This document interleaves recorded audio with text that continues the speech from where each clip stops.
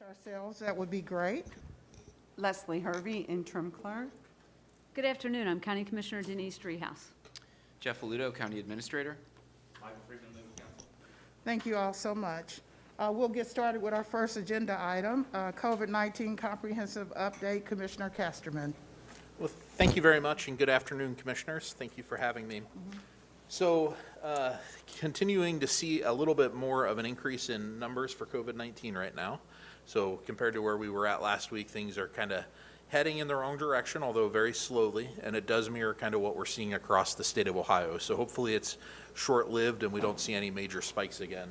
Although I do caution folks to continue to think about holidays, particularly Thanksgiving, as a nation get ready to celebrate. We want to continue to be cautious, continue to be around those that are vaccinated, encourage those around us to be vaccinated, and if people are sick, to stay home for sure.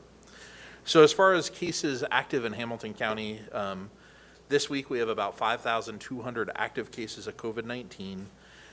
Compared to last week, we were at 4,800. So that number has gone up. We have more active COVID this week.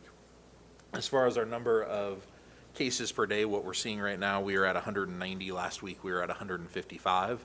So not a gigantic increase, but certainly enough that our teams are kind of feeling more call volume, more questions, and we are certainly advising people more about safety for COVID. Percent positivity has remained fairly similar. Today we are at 6.9. Last week we were at 6.6. The county itself is at 7.2. This slide represents the 14 county region. Reproductive value has continued to also hover just above 1. Once again, cases aren't going up so fast that they're out of control, but they are above where they had been, so that pushes that reproductive value up. We'd like to see cases obviously come down and this number to get itself back in control. As far as hospitalizations, generally speaking, they continue on the same trend, somewhat downward, although when you look at these trend lines in the top right-hand side of the slide, you can see for the ICU data, we've had 4 days in which they have not followed that perfect trend. Typically, when it gets to about 8 days, they start to change that trend line. So not great news, although it's a little early to say that we're seeing increases in our ICU. And a little bit more of a trend, I think there's 6 dots there when you're on a computer screen a little closer. With our hospital data, they're heading in that direction as well, kind of leveling off and maybe even increasing slightly. So we are watching these numbers very closely. As far as who is in the hospital, same thing as I've been reporting now for a couple months. It's predominantly those between the ages of 50 and 79, and more than 85% to 90% of individuals have not been vaccinated. And so the number one tool for safety right now is getting yourself vaccinated. Looking at the CDC transmission map, this did change slightly. I should have looked up the name of that county there, but we have one county that has moved downward to substantial. I couldn't tell you the county off the top of my head, but all good news for that county. We still continue to remain above 100, so we are a high level of transmission here in Hamilton County. So moving on to the positive, let's talk vaccine. Last week I was happy to report that we are vaccinating children between the ages of 5 and 12, which has been a huge new development. I can tell you when we're at my clinics, it's happy to see the families there. It's happy to see the kids getting vaccinated. Even the kids that have a little anxiety of shots, generally speaking, have been very happy, and it's been good. So at this point in Hamilton County, we have reached 59.62% of our total population having had their first shot. And I threw this graph back up. You've seen this in the past, but I just wanted to show the spike on that younger age demographic. We're finally starting to see some decent increases because more kids are getting vaccinated. For example, today we're at 23.35% of those between 0 and 19. So we're finally able to make some progress there with the younger ones included. I'll mention our clinics have really been busy. All of our clinics have been busy. If you were to look at a clinic a couple months ago, we'd see anywhere from 10 to 20 people on a good day. And we're now seeing 200 to 300 people at some of our clinics. And so we're really having to redirect and rethink how we're running these clinics. They've all been walk-ins so far. And I think we're starting next week going to switch back to a schedule.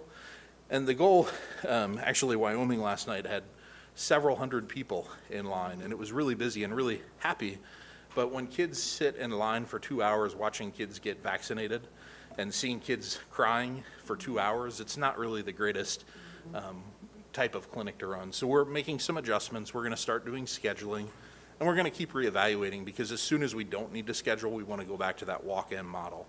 So that will begin next week. We are also pretty much out of gift cards at this point, so all of our clinics are just vaccine clinics, and we are providing not just pediatric, but we are doing booster shots, we are doing first doses, and all of our clinics, we carry all the vaccines, so the Janssen, the Moderna, and the Pfizer. The last slide I have, just once again, this website is updated. It's testandprotectcincy.com. They now have a dedicated map just for those 5 to 11, since there is so much demand. There are a ton of public locations, and if you're interested in going to a pediatrician, there are a ton of pediatrician offices offering the vaccine as well. That is all I have prepared. Happy to take any questions. Thank you so much, Commissioner.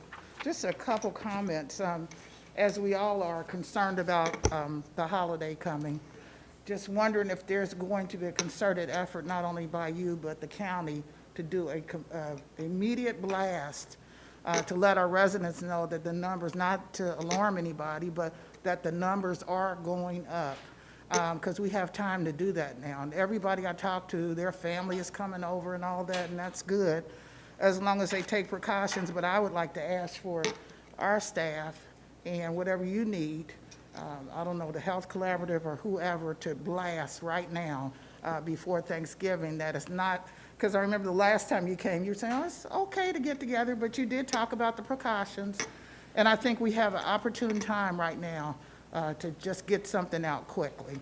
And then secondly, that county that you said you didn't know what it was, I just, you can tell me later when you find out. I'd like to know what county Sure. that is. Yep. And then I heard you just say a minute ago, you're out of your $100 gift cards. That's correct. Yep. And whatever we can do, I don't know if we're able to do to supplement the ability for you to have some, because you're reaching so many people. However we need to do that, we can start working right now to see if we're able to provide that for you. Okay. So, okay, Commissioner Dreehouse. Thank you, Commissioner Kesterman, for being here. So I received some calls about the clinic in Wyoming last night and how popular it was, so that's the good news. That's the good news. But yeah, it got a little overcrowded, I think. So thank you for your response there and your ability to adjust to, that kind of situation, now going to the appointments, which I know is not optimal, just a little bit cumbersome, but it, in the end, will allow people to show up, get a shot, and, have some stability in doing that. So thanks for your response to that. I really don't have any further questions. Thank you. Thank you, and thank you for all your work and your staff. of Absolutely. course. Thank you much. We think it was Athens County. I pulled up the map. I think it's Okay. Athens County. Okay. All right, thank you. Item number 2 on the agenda is a 2022 property tax rebate. Our administrator is going to lead that discussion. Thank you, Madam President. So I'm just going to walk through a presentation that we do typically every year on this topic, but this relates to the 2022 property tax rebate recommendation from the administration to the Board of County Commissioners. So it looks like Teresa is down there helping me with the slideshow, so thank you. Teresa, if you want to hit the first slide there.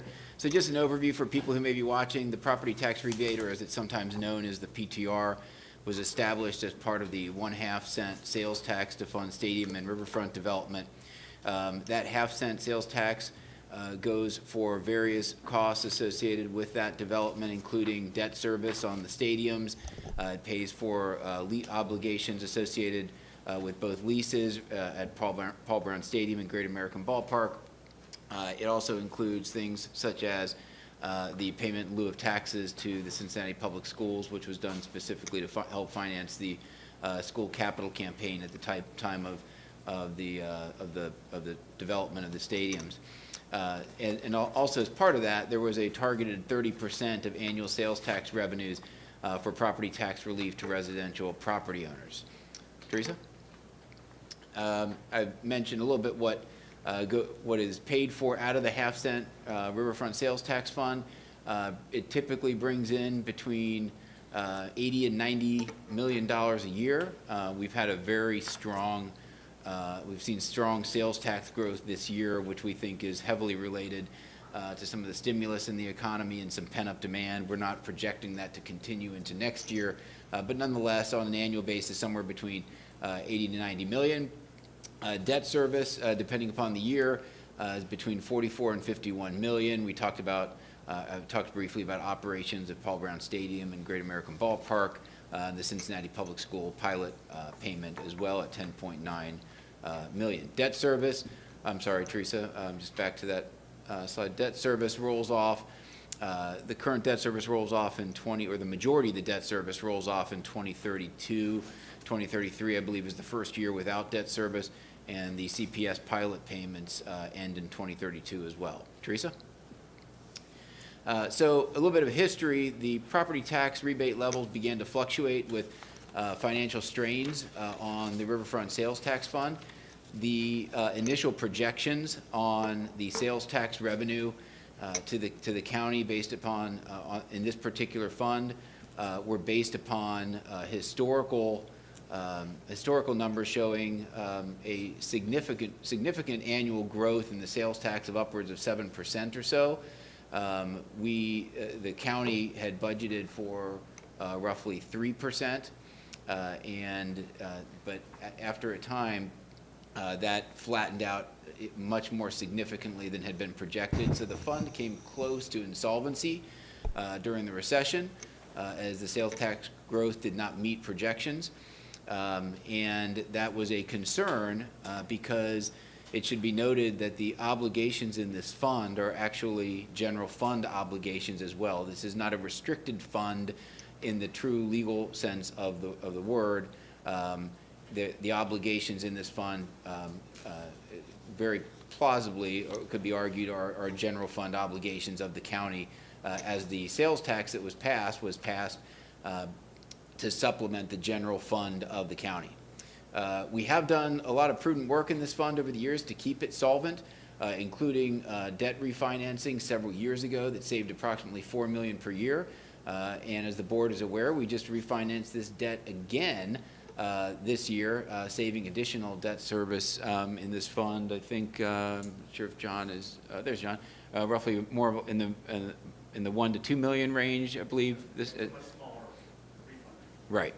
So it was a smaller refunding than what we had done earlier, but still resulted in significant savings of around $1 to $2 million a year. Since 2011, PTR levy levels have varied. Teresa, if you get the next slide. So a full PTR of denoting a 30% rebate has been provided twice in roughly the past 10 years, once in 2012, once in 2017. Aside from that, though, the levels have fluctuated anywhere between 30% and as low as last year with $5 million, which was probably closer to 6% or so. Teresa? So for 2022, I'm recommending an $8.5 million PTR allocation, which is the equivalent of $28.24 per average $100,000 home. And this is always difficult because it's going to vary.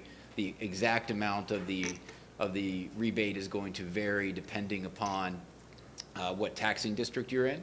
But on an average $100,000 home in an average taxing district, that's equivalent of a rebate of $28.24.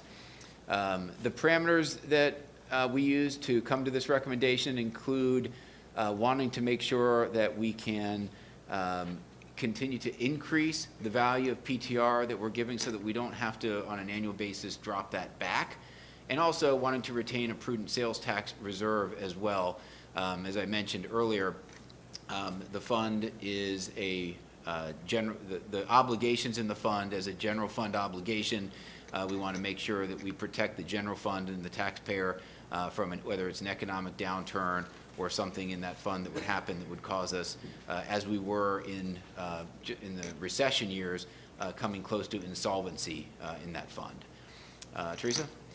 So with that being said, Commissioners, we wanted to, provided you a memo on this last week. I think this presentation largely echoes almost everything in that memo, with the exception of, in order to hit the auditor's time frame on this, that we would target, obviously, any discussion the board would like to have over the coming days and weeks, but also a vote on the PTR level at the December 2nd meeting of the board. So with that, Commissioners, happy to answer any questions.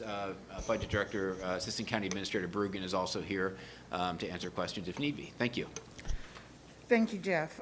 Just a couple comments. I think your last page on the recommendation, I agree with you about it's very important not to have to go back once we give an allocation like that, and also to be able to continue an allocation. So we could look at maybe going a little higher, but I totally agree with being consistent and being able to do it each year, hopefully. And I've had other discussions with Jeff about this, so all my other questions have been answered. I'll pass it over to Vice President Reese. Thank you, Madam President. So Jeff, you know, I've been asking about this and a couple other things to figure out how to give some relief to particularly citizens in terms of the homeowners particularly who are being hit the hardest. And so I appreciate you putting this forward. Can we go back to your point on the times when you did do the 30%? Taxpayers were, you know, this stadium deal is a very complicated one, almost ironclad, leaning away from the taxpayers. And we just had a thank you for the presentation. I got a chance to kind of go through the contract, and it's very tough. But one of the things that I hear a lot about is the property tax rollback. We were looking at the ARPA funds, if that could help us. Can you give an update on that? That was the first thing we looked at. Could we use some of the American Rescue funds to help with giving a rollback? Can you maybe answer that for those who might be watching and had that question? Yeah, so Commissioner, you're talking about the use of American Rescue Plan dollars to supplement for property tax relief through this. So we are still looking at that. There is a heavy provision in the ARPA that restricts communities from using this to offset the reduction in tax revenues, et cetera. So we have not gotten there yet in terms of answering that to our satisfaction yet, but we are still looking at it. Okay. Do we have a timeline on that as we are having to make a decision on our budget and a decision on this? I know that our auditor, Dusty Rhodes, had brought it up. I certainly supported it if we could do it legally. So do you have a timeline for that?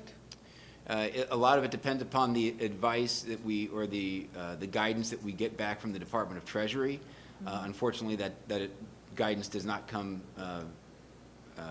very easily. So I will, the administration can go back and reconvene on the guidance that we've received to date, and if there's anything there that provides any options here to the board from an ARPA perspective, we'll bring that to bear in the coming days. Thank you. The other question I had, there were some years early on, as you had on your slide, that did pay the full amount. And sometimes people get nervous about levies because we advertise one thing, and then once it passed, we've got a lot of, well, maybe it's not what we quite advertised. And I know none of us were here. I know David Krings was the administrator, and the commissioners were Bettinghouse and Nyer and Dowland, so none of us were here. But a lot of times when people get levies, they advertise one thing, and that's why we were tough about a month ago with SORTA when they came back and reduced the bus routes for the schools, because we advertise one thing, and then once it gets passed, we do something different. So I just wanted to highlight, or maybe these first years, when we did do it, and why did we run into some financial concerns. I think that would be important for the people watching to understand that. Yeah, absolutely. So, and even the dates that I show in the PowerPoint slide here don't even go all the way back to the beginning of time on this. But yeah, in the early years, we were given a 30% frequently, while the sales tax revenues stayed in accordance with projections. Then when they started to fall and the sales tax revenues did not keep up with the escalator projections that had been made, that's when the inability to continue to provide a full PTR in light of the legal obligations associated with leases, the pilot payments, debt service, et cetera, took precedence from a financial perspective, if not from the perspective of what people wanted to do at the time. So yes, the inability to continue to provide a full PTR was based upon the level of sales tax coming in and how that sales tax has started to stagnate, especially as we got into the recession years of 9, 10, 11, and 12. And this year, we're doing very well with sales tax. Obviously, with the help of the infusion of federal dollars that have been helping people so they can continue to invest in the economy. Can you talk about why you're not recommending the 30%? And then you have a number of 8.5 million. What percentage is that, since we're talking percentages? Yeah, so it's 8.5 represents approximately 10% PTR as opposed to the 30%. The 20 then equates to $28.24 per $100,000 home. A full 30% would be roughly $89 per $100,000 home. So that is the percentage. In terms of why I'm not recommending the full 30%, I want to try to provide a recommendation for the board that is sustainable and consistent, given the other legal obligations in the fund, to make sure the fund does not, or that the fund remains solvent. And as we project out in the model, continue to, if we were to provide in any one year a full PTR of 30% and continue to provide that consistently, that fund, the sales tax fund, would go negative in several years. So we don't want the fund to go insolvent. So I wanted to provide the board with an option for providing a sustainable and increasing PTR over the years so that we don't have to continue to pull it back. Now, unfortunately, we did have to pull it back last year just because of the uncertainty surrounding COVID. So we did it last year. We've seen increasing sales tax, so we put it back to 8.5 this year, and the goal would be to continue to increase that year in and year out as we move forward over the next several years. What was the percentage last year? Last year, I think it was 6%. Okay, so you went from 6% and you're recommending now 10%. Correct. The question is, when you get these rebates, is it on your bill or something? Because people tend to not notice that they got a rebate. Are they getting a check in the mail? Yeah, or? John, would you like to describe just the mechanics of the rebate a bit?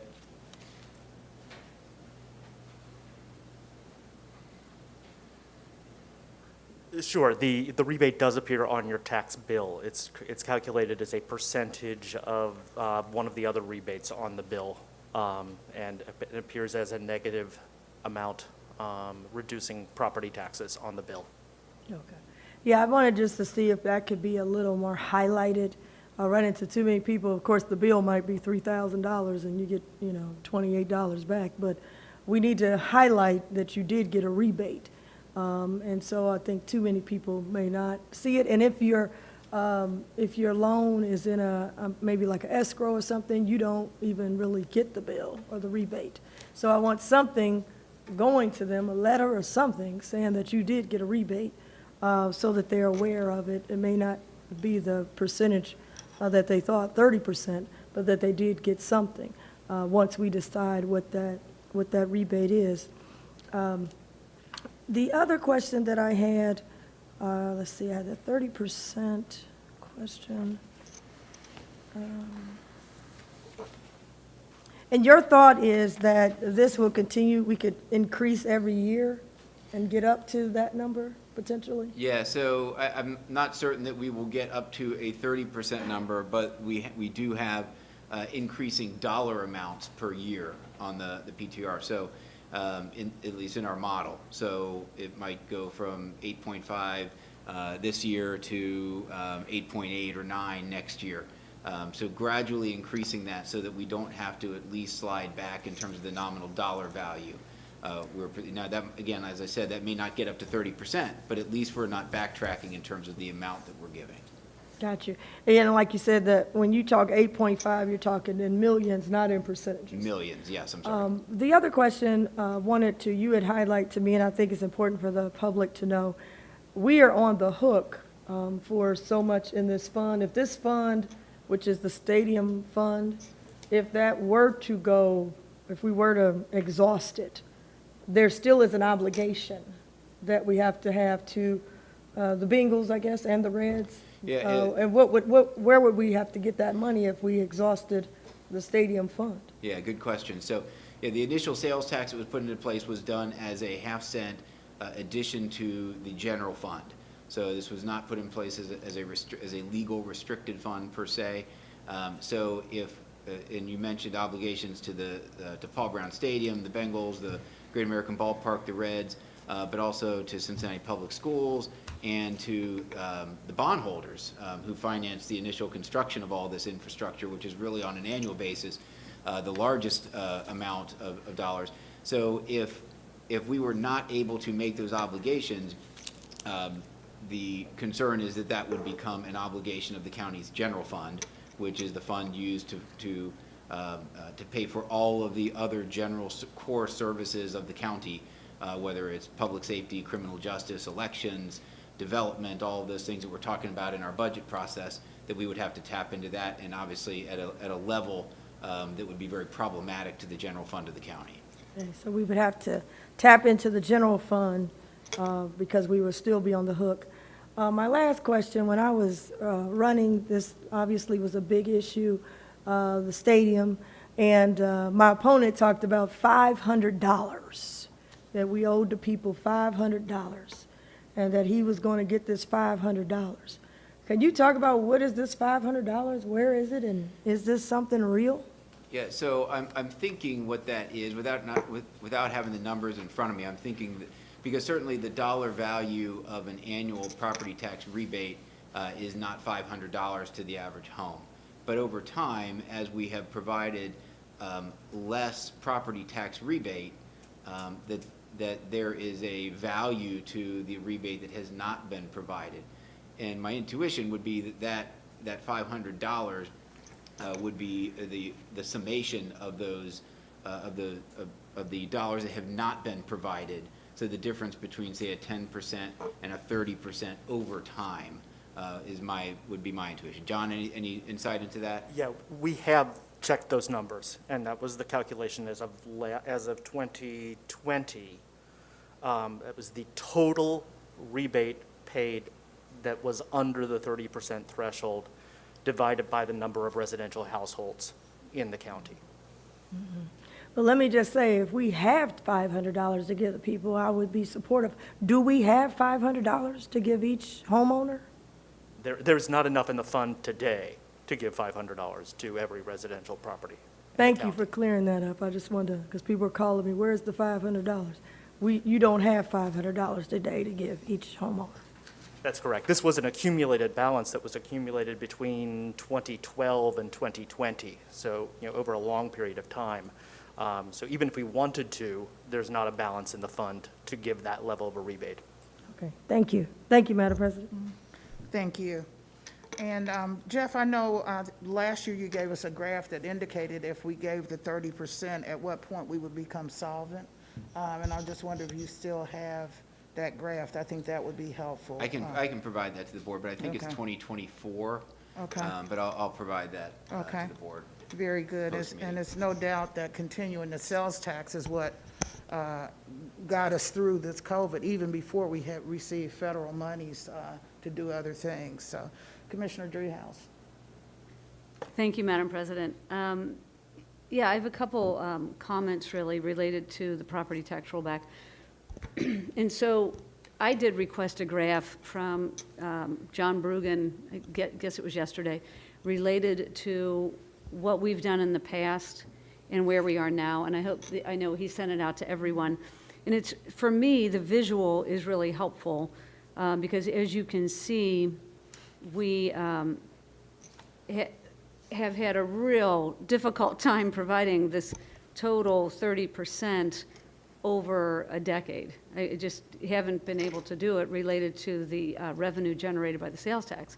And so, from my vantage point, if we were to even try to give 100% rebate, which was decided many, many years ago, as has been pointed out, we would be imbalanced in a couple years. So it's not even an option for this board to look at something like that. It just would be irresponsible.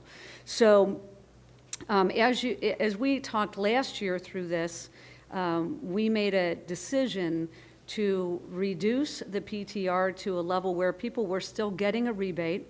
It was low enough that, because we were really worrying about sales tax revenue last year, but it would give us the opportunity in this year and years to come to gradually increase that rebate so that we weren't constantly going back and forth with, because the instability in this, on this chart is striking, because, in a year where we go up, then the next year we're way down. And then the following year we're down, we're down, we're down. We try again, we go up, and then we go down again. So I think the graph helps you see the instability in having this percentage all over the map.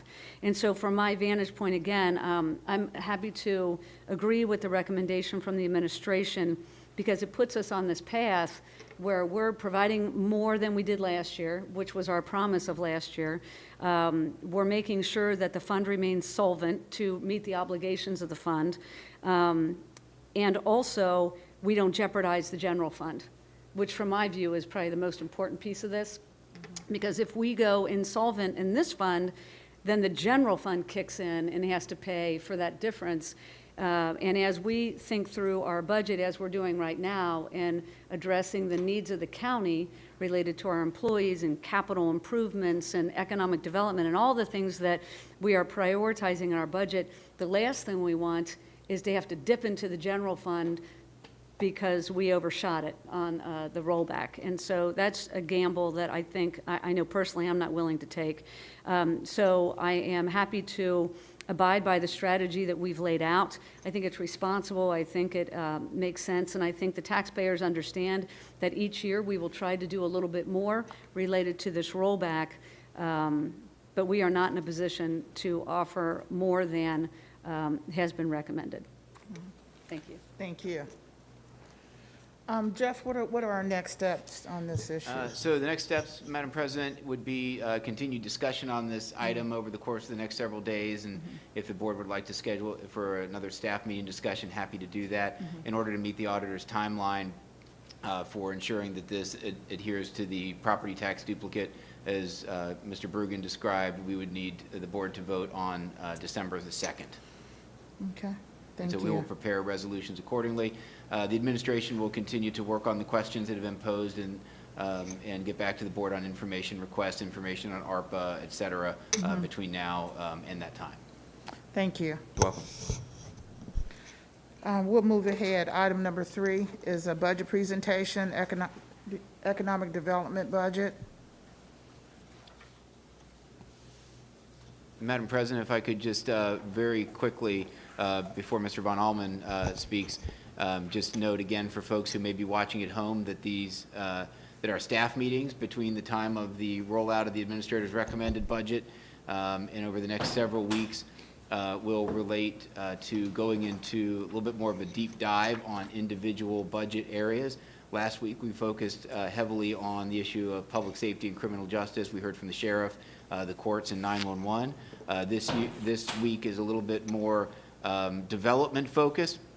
There's a lot of economic and community development programs that the board puts in place themselves, and so Mr. Von Allman is going to walk through a lot of that, and including the recommendations that we have for the budget, as well as hearing today from Mr. James Noyes, the director of the county's Planning and Development Office, and Mr. Eric Beck, the county engineer, to talk about some of the projects and initiatives of the engineer moving forward into 2022. So with that, Mr. Von Allman.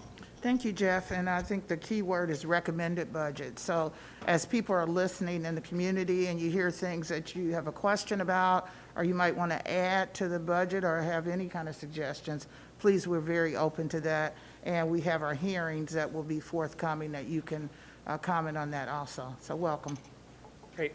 Thank you very much. Good afternoon, Commissioners. As Jeff said, my name is Mark Von Allman. I'm a Senior Policy Manager here at Hamilton County, focused on economic development. I've been here for about 5 months, and I'm going to jump right into my presentation today on our recommended budget for economic development. So one way to frame the county's efforts on economic development is the emphasis on partnerships and collaboration with 3 key entities. That would be HCDC, the Port, and Ready Cincinnati. And I'm going to get into details about each one of these partnerships later in the presentation, but what I want to say here at the onset is that for 2022, we're looking to maintain these strong ties, but also with the new position that I have the privilege of serving in, we're going to make sure that Hamilton County is a more active partner in each one of these relationships. An example of that being we'll have quarterly reports from the administration to the board on the activities of all 3 of these entities. But in addition to those partnerships, and also in response to the policy agenda of this board, we're looking to build out kind of a suite of county-led services that we can partner directly with the communities on. And we're able to make progress on that this year in 2021 with our community revitalization grants, and we're going to take another step, well, we propose to take another step forward in 2022 with a community impact program.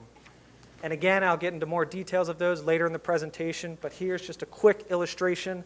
You see in 2020, we had no funds in the economic development budget dedicated to county-led services. We were able to get on the board in 2021 with our community revitalization grant, accounting for about 1/5 of those funds. And then in 2022, the plan is to up that to a little bit over 1/3 of our economic development budget geared towards county-led services. So again, maintaining those strong partnerships, but also at the same time building out a complement of county-led services that we're working directly with communities on. So I'm going to go through each of the individual budget line items now, and first up is our service agreement with HCDC. In the 2022 budget, we have that, recommended budget, we have that at a little over $1 million, and the core services they deliver as part of that agreement is business retention and expansion visits to a wide variety of businesses throughout Hamilton County, the administration of some of our incentive programs, such as the CRA, or Community Reinvestment Area, and EZ, Enterprise Zone property tax incentive programs. They also provide a wide variety of small business services, including SBA loans, business coaching, and additional educational programming. And then finally, on site, they also do operate a business incubator, and as well as the relatively new Office of Innovation and Creativity. And each one of these partners, I'm going to list some recent highlights as well, just to give the commissioners an indication of the return on investment for some of this funding. So in HCDC's case, 2020 was a very good year in terms of their small business loan program. They also had 114 coaching sessions with 21 small businesses, and 17 of those were either minority-owned or managed. And then finally, with the Office of Innovation and Creativity, they had their most active year yet, having 15 companies come through, and again, seven of those minority-owned, and 4 of them female-owned. In 2022, and in response to the policy agenda from this board, we're looking to expand our small business services, and in this budget, we recommend working with HCDC on that expansion. So HCDC would receive an additional $100,000 in funding from the county, and the intended uses for that funding would be mainly to add an additional staff person. That staff person would be very outward-facing in nature. They'd work on the expansion and delivery of small business programs. They'd also work on the marketing of those programs. But lastly, and maybe most importantly, they'd work on the access to those programs, because we've seen in this past year the success of things like the 513 Relief Bus and the 513 Assist program, and it's just become even more clear that meeting the small businesses where they are is probably the most important part of this equation in delivering small business services. So moving along to the port, and I just have a quick overview slide here to kick off with. We have a development services agreement with the port, and we're recommending maintaining our funding with that at $800,000. That development services agreement touches on a lot of different things, but the essence of it is that county funding, along with matching city funding, those two streams go towards essentially the creation and operation of the Port Authority. In addition to that, we partner with the port on a site readiness fund, and we're also recommending maintaining funding of that partnership at $2 million. That $2 million goes towards the very real and tangible cost of actually acquiring the property and cleaning it up for future development projects. And then finally, it's not part of the economic development budget, but I do have it up here because it's definitely related. The port, through its managed entity of the Land Bank, also receives 5% of the delinquent tax and assessment collection, which is approximately $2 million each year. And again, they use that for the very real cost of acquiring, stabilizing, and maintaining vacant and blighted community sites. So drilling in more into detail with the port, first, the development services agreement. Again, I mentioned maintaining funding of that with $800,000.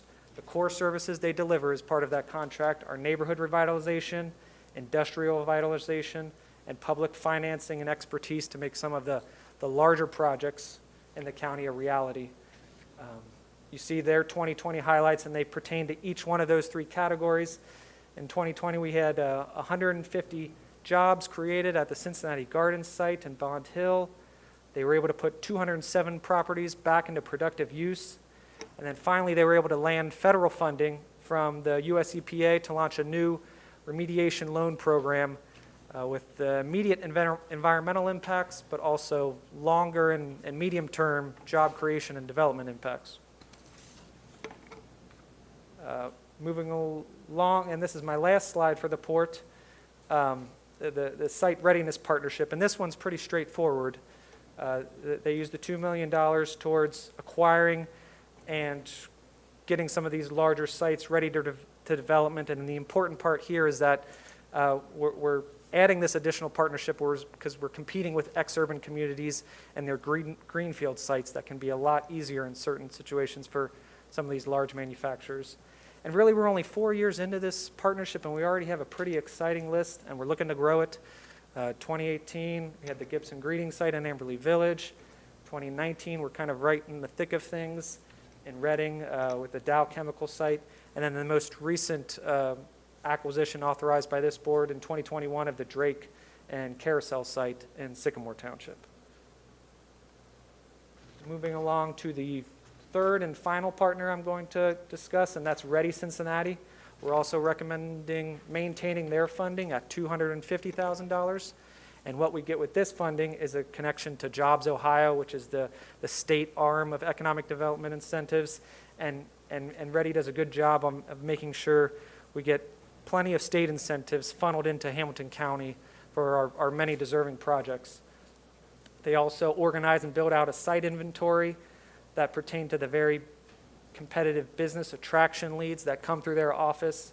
And then, like HCDC, they do also conduct an extensive amount of retention and expansion visits. Ready's 2020 highlights include 34 Hamilton County project wins with $61.5 million in new payroll in the county. And then also a new program from the state, their inclusion grant program that's geared towards underrepresented communities and business owners. Ready did a good job of making sure Hamilton County got its fair share of that with 15 inclusion grants here in Hamilton County. So now I'm transitioning to the county-led portion of this presentation. And first up is our Community Revitalization Grant Program. We recommend funding at $1.5 million. And really the bottom line of this program is to fund impactful projects. We've been very intentional in the crafting of this program to ensure that it's flexible because we got a lot of different needs throughout the county, and we want to make this work for as many people as possible. We've also built in as few of administrative barriers as possible. We want to make sure we have good projects, but at the same time, we want to make sure everyone that wants to gets involved. And then also, in line with the policy recommendations from this board, we are gearing the program towards inner-ring suburbs. And I'm excited to report at this point, our 2020 funding round is, we're kind of in the midst of it. We had 12 different communities throw their hat in the ring, and that totaled $4.6 million in requests. So it just kind of further illustrates that the demand is out there for these community economic development projects. We had quite a variety of projects fall into a number of different categories. We have a review committee going over those applications now, and we'll be back before this board very shortly with some exciting recommendations. And then the building upon those county-led services in 2022 is the Community Impact Program. We recommend funding of $1 million for this program.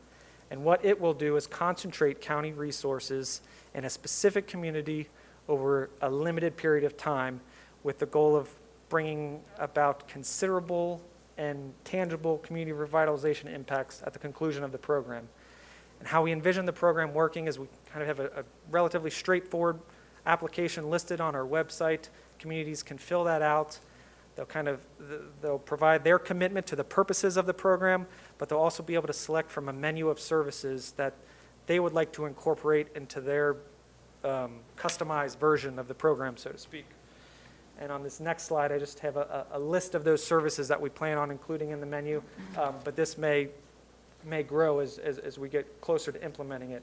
Some of these services would be provided directly by the county, such as code enforcement paired with home repairs, as well as zoning assistance.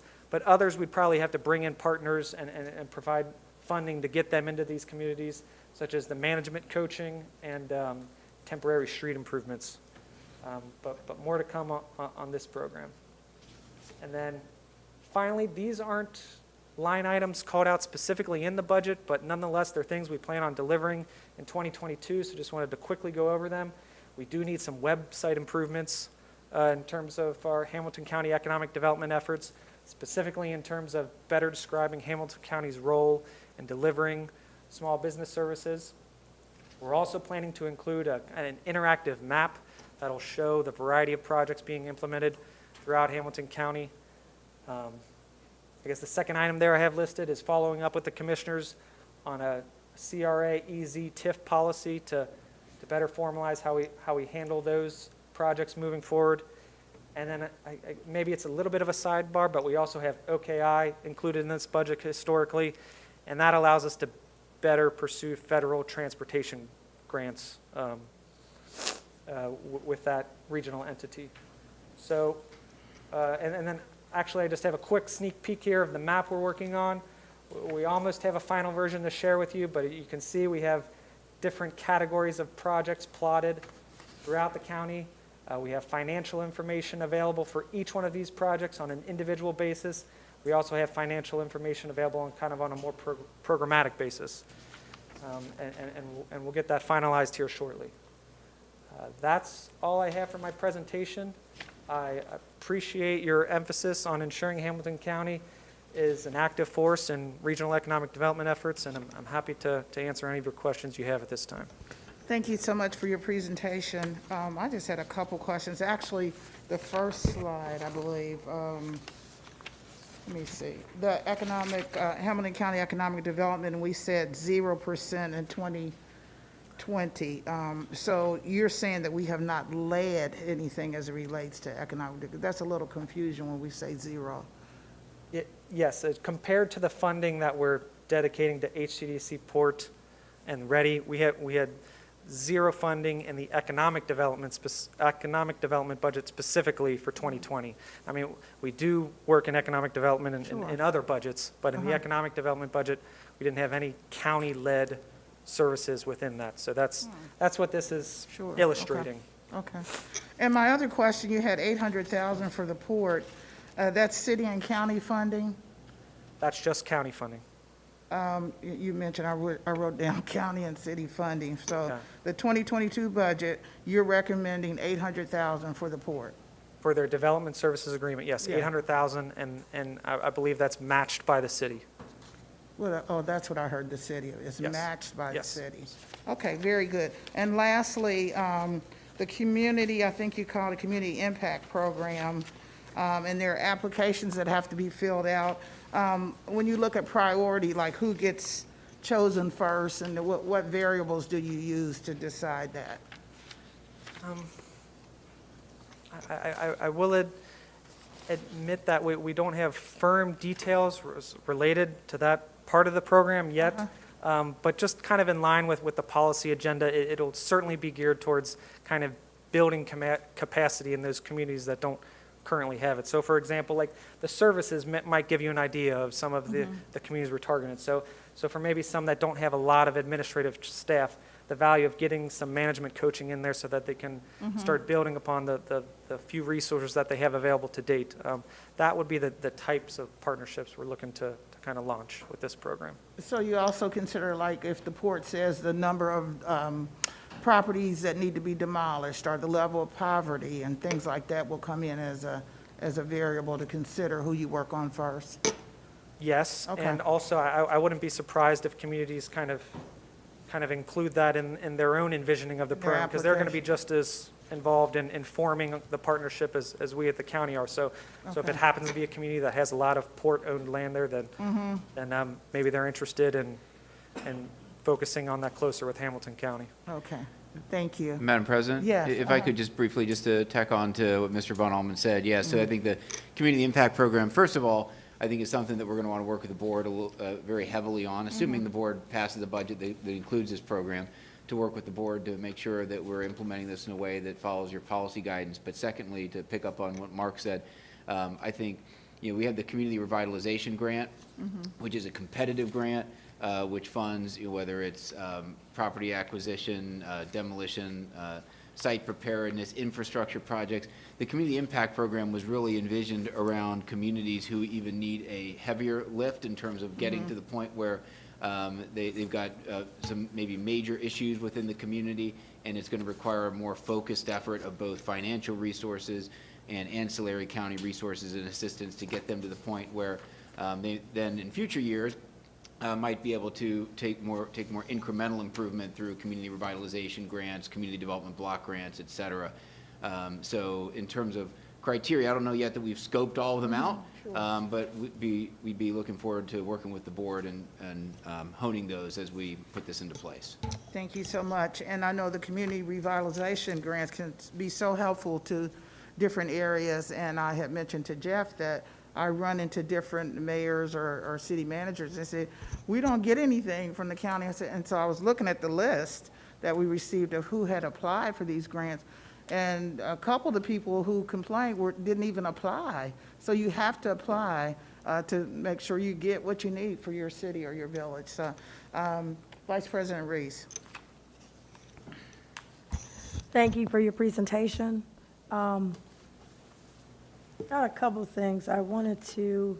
First I wanted to just start off by saying that small business is one that is very important to me in the budget, because as we are coming hopefully out of COVID, many people have started businesses. Many people are in business, and we've done a lot to help people during COVID with the American Rescue money. So one of the visions was that we become identified as the #1 county for small businesses, because that's the future. And in order to do that, and I appreciate Jeff acknowledging it in the budget, but we met, I think yesterday, and I explained it a little better. What I'm looking for is a small business office that focuses on us being #1, the #1 county, to move your small business, to expand your small business, and to grow your small business. And be able to provide us with 1, 2, 3 of what we want to focus on in order to do that. And that's more than just we're going to market our services that we already have. I'm looking to do some new stuff. As I've said, we're in a new day. It's new technology, new science, new opportunities. And so I'm looking for that. I'm looking to look at how do we bundle the things that we have. In other words, under the small business office you call, there will be a phone number that say Hamilton County Small Business Office. Number two, that you would contact them and we would have something, maybe through our CDBG dollars or what have you, for our smaller municipalities, a storefront grant that they can apply for and offer it to small businesses to move into their communities. That we would have funding with how we had the 513 assist, it wouldn't go away. It would still assist people to navigate through the process with some technical. And then we also would have some grants available by industry that would allow, maybe it's the beauty and barbershops, maybe it's the restaurants and bars, but we have some things, and that we leverage those dollars with a financial institution who also wants to. So we put some money in to help buy the cost down, and that financial institution can provide loans or grants for communities. We're looking to grow and show and all that we have to offer in all 49 municipalities for small businesses. So that's kind of the mindset that we're thinking of. And so the marketing piece would not be efficient enough for it to do that. Secondly, I saw in the people that we partner with under the title of Hamilton County Economic Development. We partner with HCDC, we partner with the port, and we partner with Ready Cincinnati. In this cost analysis, we do, if you go to the port, and you said it was in the last 4 years, I guess we did this with the port? Oh, the 4 years timeframe pertains to the site readiness partnership. Okay, so site readiness, total, we done spent about 3.2, just the site readiness, that'll be $8 million that we've invested. Gibson Greeting site was approximately $2 million in funding to prepare that site for development. The Dow Chemical site, unfortunately, I can't remember off the top of my head exactly what that amount of county funding was for that project. But the most recent project, the Drake and Carousel site, was $2 million for acquisition. Okay, so if we did 4 years, what you said earlier, at $2 million, that's $8 million. I guess I mentioned 4 years because it's going back to 2018, but we didn't have any projects in 2020. Okay, so what do we do with the money? At that point, this program wasn't formally established. Okay. It was just, we were working with the port on a project-by-project basis. In 2021, that was really the first implementation formally of the site readiness program. So we had the $2 million set aside in the budget, ready to go, and the port brought that project to us. Whereas in previous years, the port brought those two projects to us, and we had to kind of, I wasn't here, but maybe scramble to find funding to support those efforts. Yeah, Madam President, Commissioner Reese, if I could, just real quick on that question about Gibson Greeting Card. First of all, on Dow Chemical, I believe that was $250,000 that we put into that. The Gibson Greeting Cards site was done, and Mr. Von Allman characterized it correctly, that it was a unique thing at the time. There was a bond refunding that was done that enabled us to move casino revenues actually out of where they had been going into the stadium fund to improve the solvency there, back into the general fund. And in so doing, we saved a certain amount in debt service, which was roughly $2 million. And so without increasing expenses, we took $2 million of the casino revenues and put that into the Gibson Greeting Cards site in Amberley. So it was a program at the time to try to make something work, but it was not a formally budgeted site readiness program at the time. Right.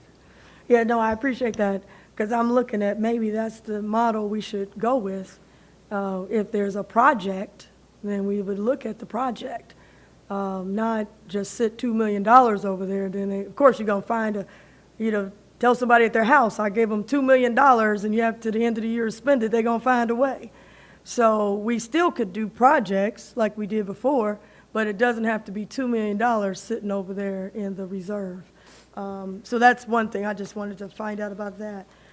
When you pull up the Port Authority page, there's a number of contracts. So the $800,000, even though it's matching the city of Cincinnati, and we've got more than just the city of Cincinnati that we represent. What is the 800,000 for? Is that operations Yes, primarily operations. and personnel cost, right? Yes. Okay. And then we come back with, we give them personnel, then we come back with $2 million to sit over there and try to find us something that we can buy. So that would be another one. Now, then we go, they also manage our land bank, right? Now, on here, it has that the land bank would have $2 million that we would agree and pass over. The law says that we have to give it to the land bank. It doesn't have, it can't go to other things. But where is then they get a fee to run that, right? That's not part of the $2 million, or is it? I'm not sure if I followed the whole question there, but I believe, I mean, the 2 million is that 5% of DTAC funds. Right, I guess I'll ask our administrator. In the $2 million, is that their fee, or in the 800,000, or do they get an additional fee from the land bank to run it? No, so any fee that they would, so the $2 million that comes from the 5% of DTAC, I'm almost entirely positive comes from that. The county is not funding, the 800,000 is for their traditional personnel and operating costs. The land bank fees, the 5% of the DTAC they get is for the operation of the land bank in totality, so that their operating costs for the land bank would come out of that as well. Right, but when you say the county doesn't have anything to do with it, then I guess we wouldn't be voting on it. I mean, it can go to 5%, it can't go anywhere else, but it don't have to go there. Aren't we voting on the 5%? Yeah, so I think the inclusion in this particular presentation was just to acknowledge that the 5% DTAC was passed by the board via resolution, and it is, in fact, a restricted fund of the county that ultimately gets passed over to the Hamilton County Land Utilization Corporation. So in the budget, you're simply approving that level of funding in the restricted fund budget. Yeah, I just wanted to highlight this for people who are watching. This is the point I've been making. One is we paying $800,000 for personnel and operating cost for the Port Authority. Then we're talking about giving them $2 million to actually buy the property. Then we come back and we got 5% of the DTAC that goes to the land bank, and they're contracted to run the land bank. And that's the thing that makes me a little uncomfortable. Most people would call that a monopoly, and so therefore, I wanted to bring that to the attention. But getting back to the people that we fund to do economic development, I don't see one minority group in this that does economic development. And I know that our board has passed all kinds of policies. Inclusion is not just the inclusion office without any authority. So I know that you're new, or maybe I asked Jeff, is there any people we're going to work with on economic development that we could give a $800,000 or $250,000 or something? Yeah, so good question, Commissioner, and certainly from a policy guidance perspective, if that's a discussion the board wants to have, happy to have that discussion about other entities that are doing good work in the community from an economic development perspective. We've had that conversation at a policy level in the past. I think these particular organizations are recommended specifically because they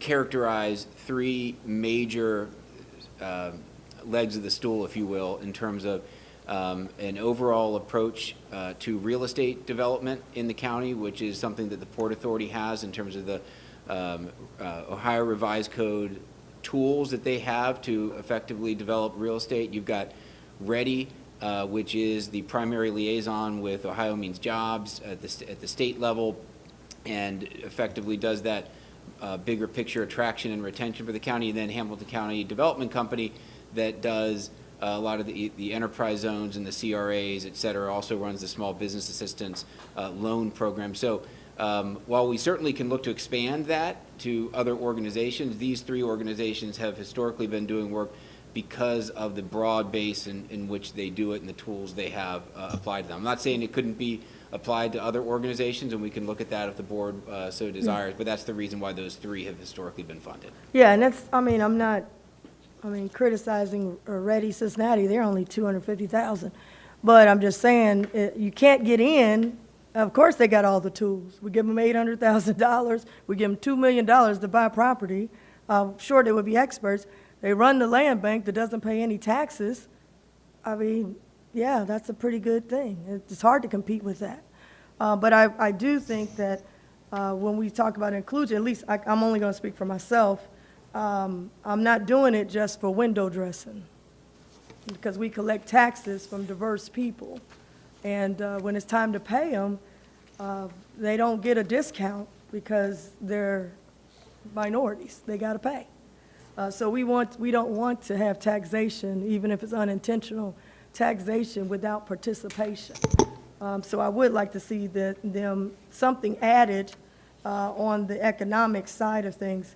The other thing I wanted to bring up is going to the area of our other communities, our other cities, villages, and townships. I thought the number was a little low. $1 million for everybody, or $1.5 million for everyone. Yes, we have 1.5 million for the community revitalization grant, and then 1 million for the community impact program. Okay. Yeah, I thought that number was a little low, because we basically you're putting all other municipalities, 49 or 48 and a half, to try to fight over $1 million, or 1.5. I'm sorry, Madam President and Yes. Commissioner Reese, just to clarify on the community impact program itself, the concept around that $1 million is that would be targeted towards one, possibly two communities a year.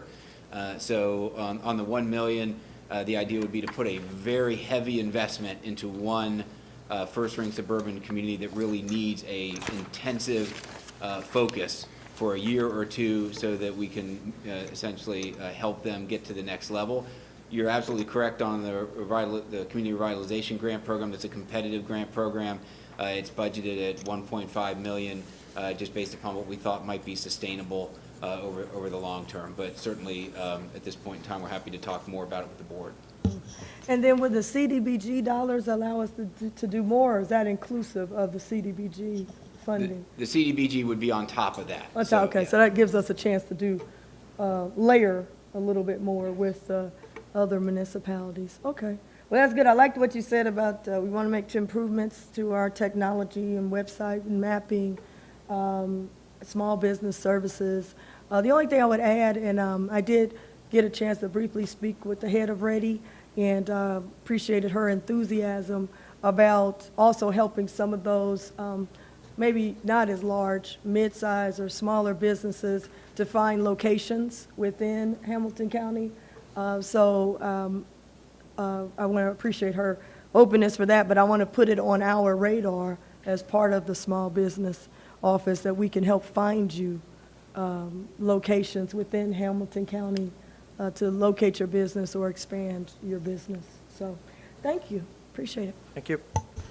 Thank you. Just a comment as it relates to our partnerships, HCDC, the Port, and Ready. And as was said earlier, our board is very adamant about inclusion, and we do better when we know better. We know better, we can do better. And what I mean by that is, if we're not aware of those entities that we can partner with, we can't pull them in. And so I believe that our administration, if any of us have suggestions of who can do even better than what these three entities are doing, or the same, or they have some experience with that, I'm sure that we will be open to allowing them to come forth if we see that they're qualified. So. Madam President, I just want to highlight, because I did bring that up, there are a lot of qualified people. In fact, you're in meetings all the time. That's what our administrations are paid to do, the outreach. I can give you a lot of people, but I don't want to say that I take offense, because I come from small business, and I happen to come from a family black-owned business that was located downtown and we celebrate 47 years soon. And so I take offense sometimes when people say, we can't find them. No, that's his job, that's the administration's job, and I'm sure they will be able to find them. I know them. and they've been around. But sometimes people are locked out of government. We've seen it at the state, we've seen it at the city, and we've seen it here at the county. So I just want to be clear on that. I know every time I say something, it's always, oh, let me just say, I'm going to tell you the truth. It's not our job to go find them. It's our job to set the policy. And we can find them. We've done it. We've had partnerships. HCDC has partnered with the Urban League. There's other partnerships out there. Avondale Community Redevelopment, they have Russell, can't think of his last name.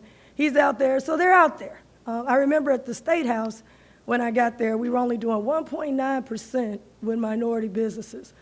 And the Black Caucus had fought in 1984 to get 15% set aside. And every entity that came in kept saying, we can't find them. They're not qualified. And I got to give credit to John Kasich, who happened to be a Republican governor, who came in and said, we're going to make it happen. And then all of a sudden, we found a bunch of people that they said they couldn't find. And we went and we exceeded those goals. We formed relationships. And so those are the kinds of things that I've been able to work with at the state level, at the city level, and I look forward to working here at the county level. We've got remember, if the IRS and our treasurer can find them and they can pay taxes, then we can find them. If they're qualified to pay taxes, they're qualified to do some business with us.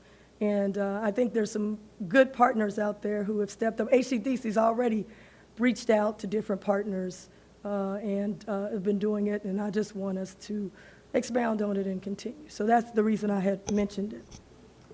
That's great, and my point is that they are out there, and it's all of our responsibility to bring them in, and also their responsibility to advocate for themselves as they see that the county is working on economic development. Now, at some point, we see that some of the minority businesses have applied and everyone has been denied, then that's an issue. As long as they're qualified, then we need to make sure we bring them in. So it's all of our responsibility to make sure that that happens. Commissioner Driehaus. Thank you, Madam President. Thank you, Mark, for being here in your new role. So it occurs to me in the last budget, we talked about a more organized approach to economic development, and here you are trying to create that framework for us so that we understand the investments being made by the county and expand upon those investments. So I appreciate the work that you're doing, trying to bring all these things together. So related to the site readiness money, so we started that last year with this $2 million because we knew there was a need. We had businesses that were saying we'd come to Hamilton County, but there are no sites available that suit our needs. And so we saw that as a hindrance for getting jobs into our area. Part of that, though, was a reaction to the lack of investment for brownfield remediation from the state, which is something we used to have. The green side continues on, brown side got cut, and so the urban areas really suffered from that. There's been a change of heart related to brownfield sites and that investment. So I don't know if you're familiar with that fund and what the status of that fund is related to sites in Hamilton County.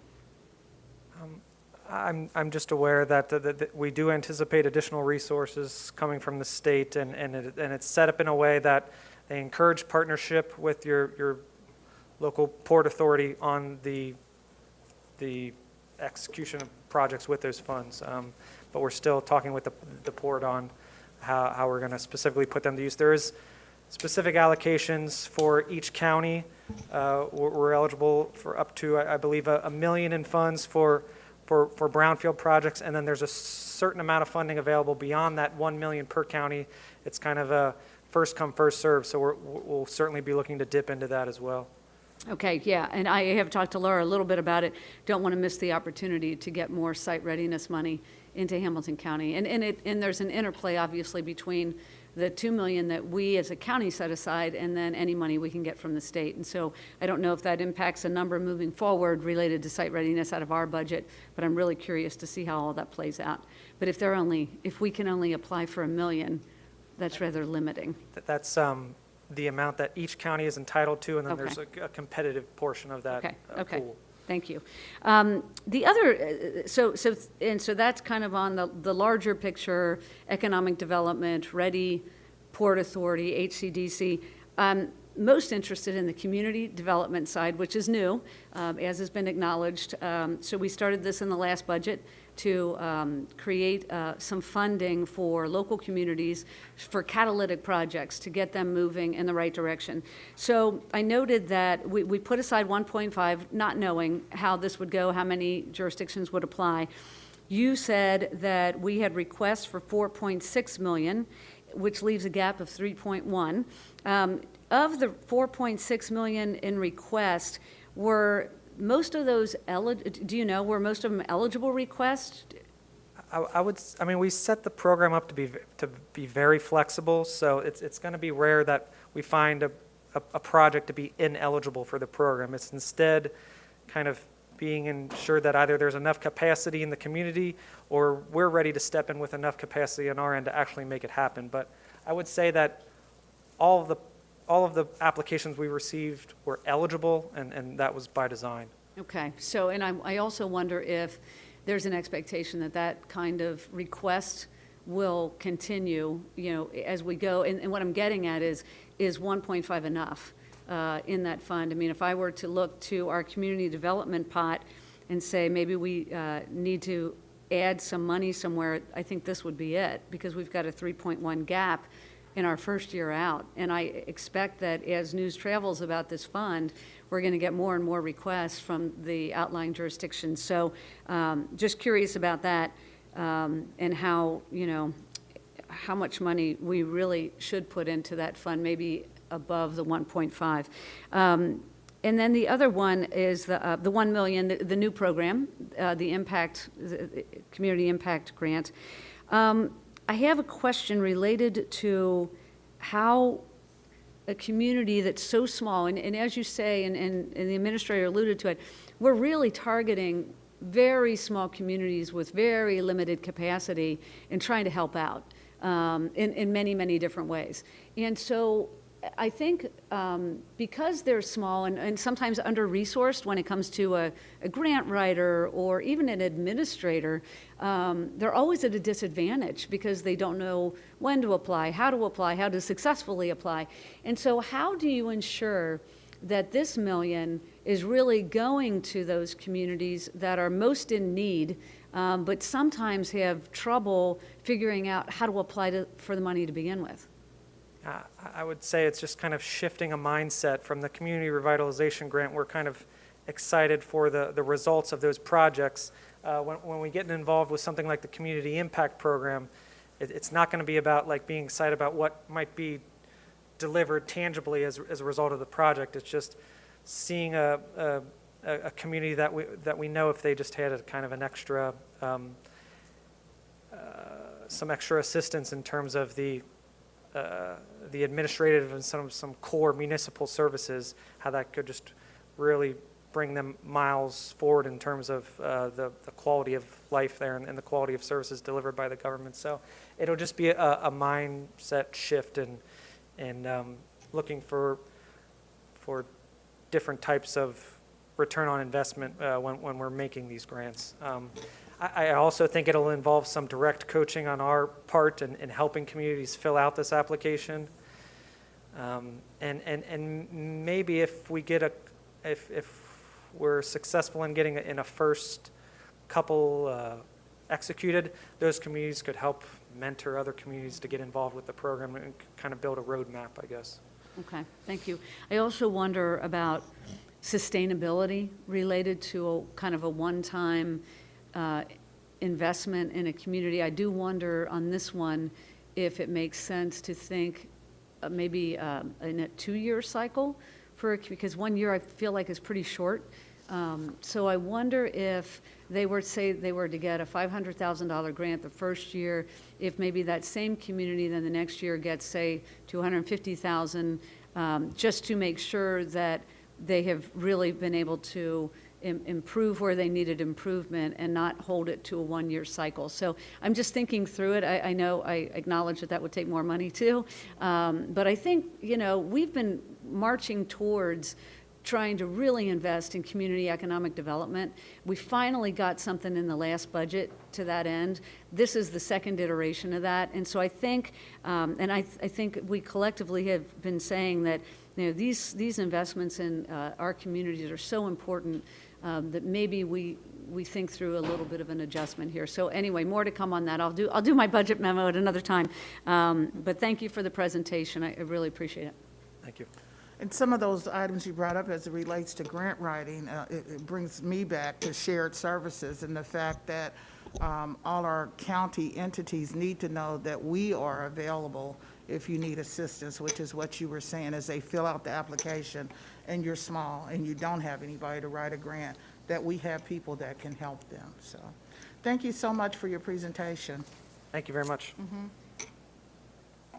We're going to move right along to Planning and Development Budget. James Noyes, the Director.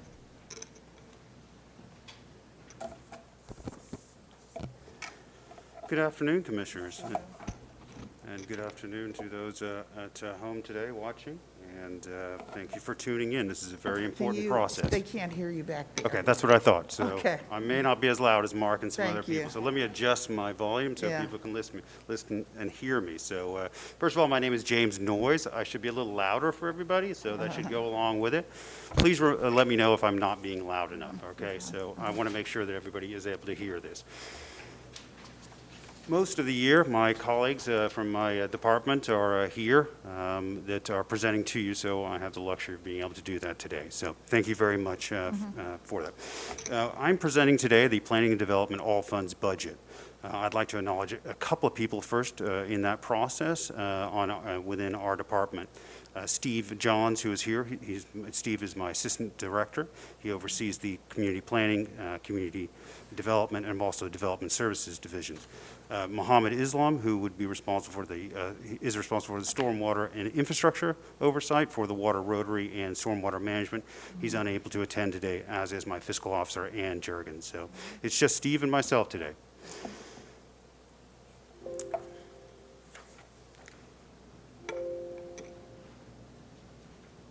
Upside down. All right. First of all, for the benefit, and I know the commissioners know the divisions of the Planning and Development Department, but for the benefit of those who may be tuning in and not know, I'd like to just briefly go over the 5 divisions of the Planning and Development Department. That is the Community Planning Division, the Community Development Division, which is the CDBG funding. We have the Stormwater and Infrastructure, which is water rotary and fire hydrants, and also stormwater management, floodplain. Development Services, which is subdivisions and zoning. And we have the Building Inspection Area, which does buildings and inspections. I think that's fairly self-explanatory. We have 5 separate funding sources, 3 of those in the all-funded budget, which I'll be going over today. That is again, the general fund portion of that, the water rotary, and the stormwater management. Those last 2 are restricted funds. 2 that aren't in there are the HUD, the CDBG, home, and ESG funds. Those will come before you in a couple weeks' time in the action plan, so we'll start that in two weeks' time, excuse me. We'll be starting on that process. So going through community development, that's a separate process, and you'll be very much involved in that process. So I don't want to be misleading you and letting you, we have a presentation on community development, economic development. We will be having that continued discussion at that time. So just wanted to let you know. That will be Steve Johns and Emily Carnahan in a couple of weeks. And also the RPC, which is another restricted fund, which is about $60,000. The Regional Planning Commission is the one that approves that. You appoint some of the members to that board, and that will be that has been approved, and they are moving through to the auditor once the minutes are processed. So that's a very small additional funding source. Combined, we have about $7.5 million in the all funds budget, and with the not included $5.3 million between the regular CDBG. That doesn't include CV or any ARPA money and so forth. So just wanted to clarify. Again, those will be a future discussion. I just wanted to give you an overview from our numbers. We have about 77 full-time employees. We have 8 boards and commissions. This is an alphabet soup. RPC, RZC, BZA, Board of Building Appeals, Board of Building Standards, the Stormwater Drainage Variance Board, the Community Development Advisory Committee, and also the Board of Revisions also falls into us for some reason. So we actually have a few of those folks as well. So since we had 7 boards, they decided to put another one in there. So also we have one bargaining unit. We have 11 current, we're hiring a 11th member right now of the Ask Me unit. So we also have 2 locations. One, of course, we're down here on the 8th floor mainly, and some 10th floor employees, and also we're out at the what we call the barn, but also the Burlington garage with the engineer's office. A few highlights from 2021 so far. Building permits are one thing that we obviously take a lot of, roughly about 5,000 this year. We're up a little bit at about 7.5%. We should finish the year probably the second most in 28 years as far as building permits go, and also from a valuation standpoint, we're currently at $400 million in valuation that's submitted to us. We may get close to $500 million from the projects that are submitted to us. So a lot of projects come through us. In the last 3 years alone, we've had $1.2 billion worth of projects come through the building department alone for approvals. We have 13 new major subdivisions this year so far. That represents an 85% increase. Some of what you likely know is the fact that houses are obviously in very much competition right now, and developers really didn't have a lot of lots on the ground, and so they've jumped on a lot of projects, and we've seen a lot of subdivisions come through for approval. So you, as a board, have likely seen those in zoning this last year coming to the board through zoning approval. So we'll likely see those subdivisions come through in some additional housing next year. Fire hydrants wise, we've done about 680 services this year on fire hydrants. It's down slightly, but you know, that may or may not be a good thing. I mean, fire hydrants break. We'd rather they not break and be, you know, in operation. We had a couple of projects that we've been working on this year, the Acela Automation Project, which we continue to work on. We've been working on it for several years, and we look forward to actually finally getting the implementation of that Acela Automation next spring. So winter to early spring.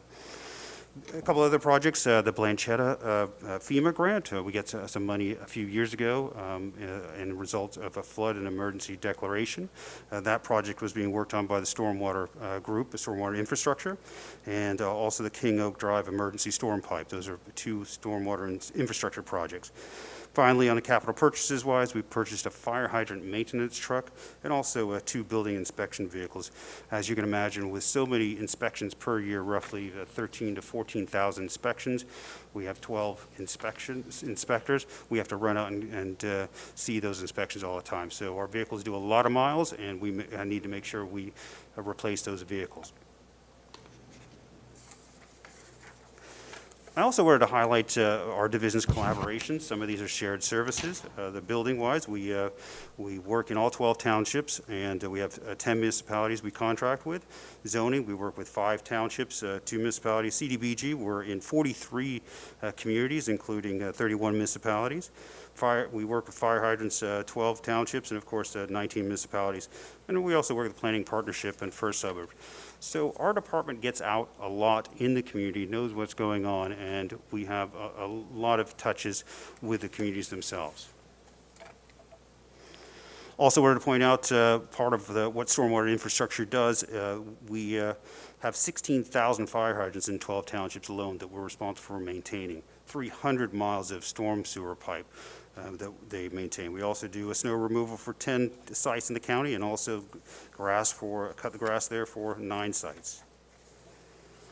So finally, on to the meat of the what is our budget here. I'm going to go through the Water Rotary first. Water Rotary, a restricted fund. These are essentially repairs to our fire hydrants. So there are occasionally some water line improvements, but majority of the time these are the fire hydrant maintenance that I spoke of, the 16,000 or so. So that the cost of those essentially is the appurtenances and obviously the personnel to fix those. In that, I can go through it if you would like me to on the numbers wise, but if you would like me, obviously there's a question opportunity at the end of the time. Stormwater management.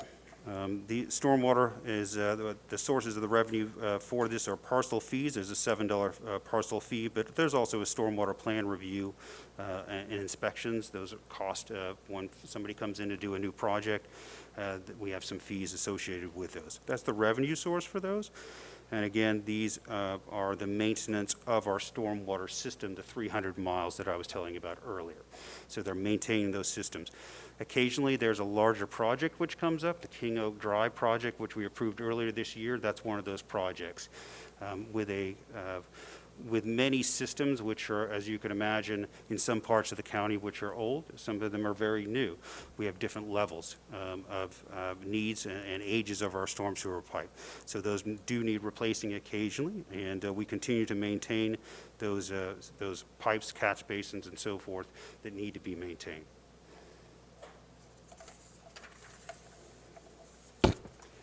Finally, I have the general fund budget, and funds for this, the general fund portion of the Planning Development Department come through development fees, building fees, zoning fees, development fees that are, and subdivision fees. These fees are obviously from our customers, and from that point, they cover our expenses on an annual basis, and this year is no different to that. The majority of our costs are personnel costs, as you can imagine. We also have some non-personnel costs, and the majority of those are IT related. And finally, we do have some capital costs, and of course, the capital cost this year will include 2 new vehicles last year and 2 new vehicles this year. It's a way, for several years, we did not replace our vehicles. So they got out of warranty and they went over 100,000 miles. So just like deferred maintenance on the buildings and the infrastructure around here, we deferred some purchasing of some new vehicles.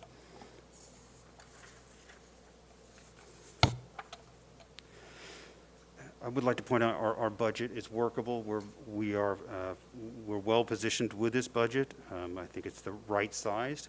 Again, I wanted to highlight the fact that in the year ahead, we're going to purchase 2 new vehicles. The permitting system is coming on board, and we'll be working with the RPC on a model zoning code, which should come together in the mid portion of this year. We're working with a small business and to bring that forth, and our community planning team is working to bring that forth to you. Finally, the challenges that we have are filling vacancies. I mean, that's our number one challenge, is the fact that we've currently got 12 vacant positions within our department. That represents almost 20% of our department. So we just have to continue to find people. We've been successful, but it's a difficult time. I also think that what the administrator has brought forth in a plan and supported by the commission in the last years to bring up salaries and so forth, 3%. Obviously, there's a plan out there, and we appreciate that, and I think it will help in this situation to attract and retain our employees. I would like to thank the board for everything they do for us, and again, for the, what they're doing in regards to the budget here. Thank you very much. I would also like to thank the others that helped out with this, John Bruggen and Lisa Webb and Cam Bentley, also Frank Spataro and his team with Human Resources, and also Jill Williams in Purchasing. So I'd like to just have a shout out for those, and of course our administration with Holly Chrisman and also Jeff Aludo. And thank you very much. Any questions? Thank you so much for your presentation. Just a question about the software that you said is continuing. How much was that software for you guys to get? Well, the base software was purchased, it was a 10-year purchase, okay, that the base software, and we contributed towards that. So there's 2 things that are involved there. So Cage has purchased that software, and the partners purchased their portion of that. So you have the underlying software, and then you have to, a few years ago, we began instituting a technology fee for about 5% of all of our development fees. And so from there, all the workflows that we individually had for our department, we contracted with a vendor to then build those individual workflows. So we have, so you take a new building permit for building. So from there, that has several hundred steps that we went through. So we had to detail all those out. So to answer your question, how much was that? We had a vendor come in for about $600,000 that we contracted with. We also have to, so that was the software, the workflows that were built for us that were contracted with us. We, soil and water conservation district also piggybacked on with us, and at the same time as we were going through that process. So they also contracted with that same firm. So we're working with that firm now. So that is, like I said, that's a roughly, I think it was, if I had to look at it, 600,000 or so, but the base software was purchased prior to that. Okay, and it's my understanding that Cages is in the process of updating their system. So how does that impact you and already working with Cages, and then they're updating, so? Yeah, so the Cages, of course, that we are part of the Cages process. And so when we say Cages, or whether it's planning and development working on this, we are paying a vendor. We could wait for Cages to do this work.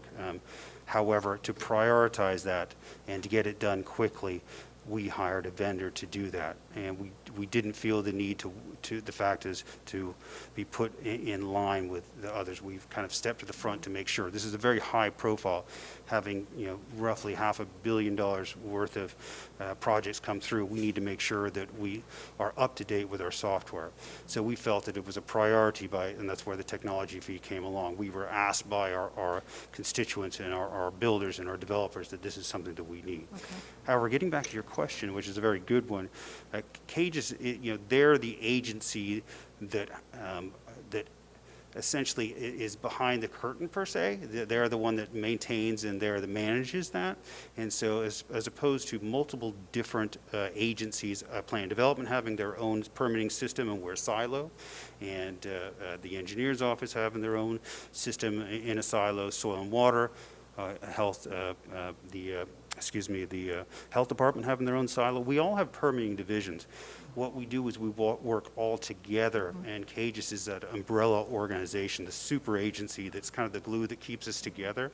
So when we talk about, our permitting system, it is per se our system, but it's managed through the Cages umbrella. I hope that makes sense. It does, thank you, appreciate it. Yes, And- it is a good question because it can get very confusing at times. And lastly, as you talked about needing to fill vacancies, I see on the website all the positions you have open. So what would you say is the reason for the vacancies, so many vacancies in your area? So, some of them are professional positions which we just can't, that we can't compete with. So I'll take a few positions which are in our stormwater division and also the stormwater position and also in our building inspection area. You have to be an architect or engineer to be a plans examiner. You can be a residential plan examiner, you don't need to be, but to review our commercial plans, you have to be an engineer or an architect. Same with our project engineer to review stormwater plans. You have to be an engineer. So from there, to compete with the private sector, it's hard to fill those positions. I think I've been trying to fill one position for almost a year now. I finally found somebody, for that position. It's very difficult to fill those positions. The rising star positions as well are very difficult. You've got somebody that's doing very well, doing great work for us, and we've encouraged them to do great work. Those are the couple of folks that we've had offers, and I'm not going to go into too much detail, we just can't compete with. I mean, it is not a little bit, it's, almost double the salary sometimes. So those professionals, those folks that really know what they're doing. The other side of it is we're trying to get building inspectors. We have a couple of open positions for those. Again, there's just a simple requirement. In the private sector right now, they can just be paid more. So that's where we have a lot of those vacancies. We are filling some of the positions, and it just, from there we have some laborer positions, that are coming available. We have one or two there. So what do I think? It's what I can tell you is from the experience of the folks that have left us and what we've also been told. We hired a gentleman one day. He came to the office and, just called us and said, I just can't wear a mask. I can't come up. I can't compete against, I can't, I just please, we'll figure this out. How can we do this? But he just didn't want to come in the building. And Thank you that so- was one reason. Yeah, thank you so much. Vice President Reese. Thank you, Madam President. I was going to ask the question about the job, so thank you for the explanation. I think all of the different things that you do, I think this was great to have up on the PowerPoint, because I didn't know we did anything with fire hydrants. So just knowing that 12 townships and 19 municipalities were dealing with fire hydrants. So again, thank you for that. And again, that was my question about the employment component. So thank you. Okay, thank you. Commissioner Dreehouse. Thank you, Madam President. Thank you, James, for being here to describe your budget. I really don't have any questions. I too want to thank you for your work. You're doing a lot of partnership work, shared services work out in the community, so thank you for continuing to do that and allowing us to understand better what that looks like. So thank you. Okay. Okay, thank you Thank so you. much for coming. Thank in your you again. summary. Yeah.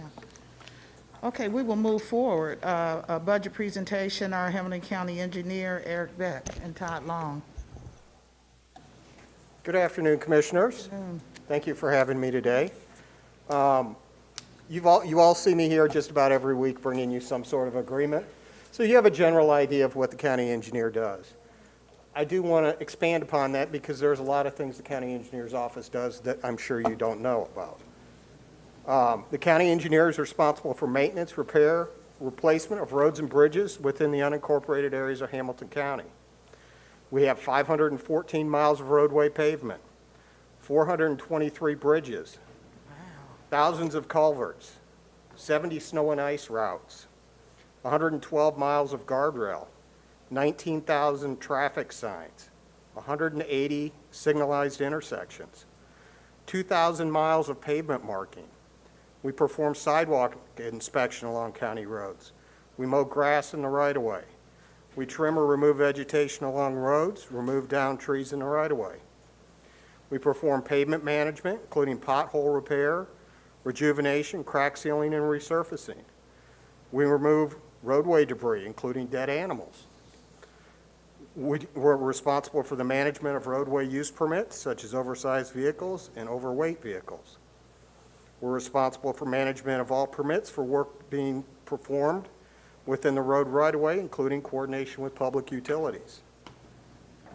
We maintain survey benchmarks and the survey system of survey monuments. We facilitate the review of parcels regarding cut-ups, consolidation, vacations, dedications, easements, and other property boundary transactions. We review and report findings regarding annexation proceedings.